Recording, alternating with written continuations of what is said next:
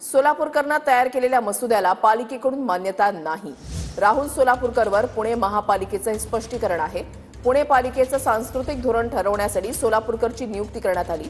धोरण ठरवण्यासाठी सोलापूरकरची डिसेंबर 2023 ला नियुक्ती झालेली होती असं पुणे पालिकेनं म्हटलंय।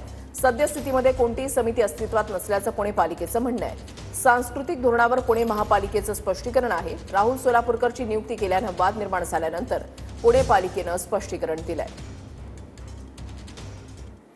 पुण्याचा सांस्कृतिक वारशाचं जतन आणि संवर्धन करण्यासाठी सांस्कृतिक धोरण ठरवण्यासाठी पालिकेकडून तज्ञ सल्लागारपदी वादग्रस्त राहुल सोलापूरकरची नियुक्ती।